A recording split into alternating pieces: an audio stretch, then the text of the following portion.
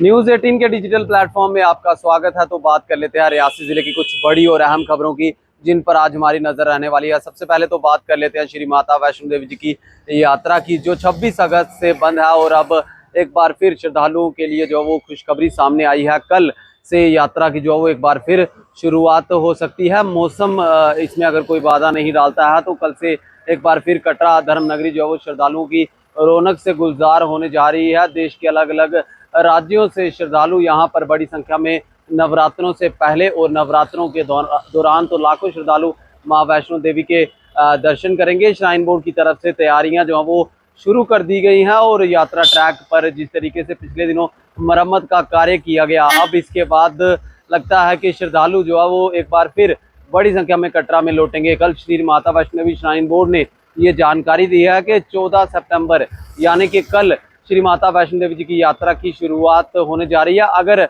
इसमें जो है वो मौसम बाधा नहीं डालता है तो इस पर क्या कुछ तैयारियां श्राइन बोर्ड की तरफ से की जा रही हैं, क्या कुछ बंदोबस्त हैं श्रद्धालुओं के लिए, इस पर हमारी नजर रहेगी। दूसरी बड़ी खबर की बात कर लेते हैं तो रियासी जिले के सब डिवीजन महौर के जमसलान इलाके में तबाही का मंजर अभी भी बना हुआ है और यहाँ पर 40 घर और 60 परिवार जिनमें रहते थे वो जो है वो अब अभी फिलहाल बेघर हो चुके हैं।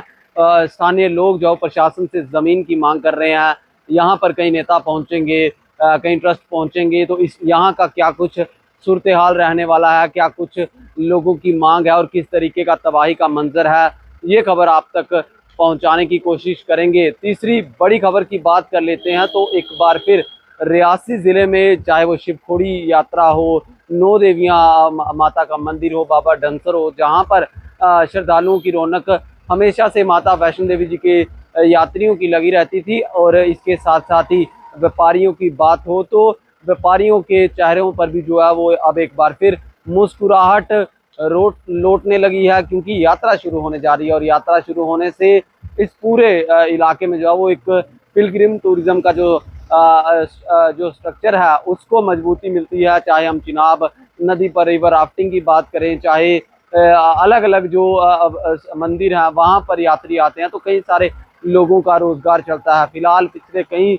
दिनों से लोग जो है वो बेरोजगारी के कगार पे हैं। सैकड़ों लोग राफ्टिंग ऑपरेटिंग का काम यहाँ पर करते हैं, ये लोग इनका काम जो है वो बंद है। लेकिन अब एक बार फिर 14 सितंबर से यात्रा की शुरुआत होने जा रही है और लोगों के व्यापारियों के लिए एक बड़ी राहत की खबर है। जहां श्रद्धालुओं के चेहरों पर खुशी है, वहीं व्यापारी भी अब एक बार फिर नवरात्रों से पहले उम्मीद लगाए बैठे हैं। न्यूज़ 18 नेटवर्क के लिए राहुल कपूर, रियासी।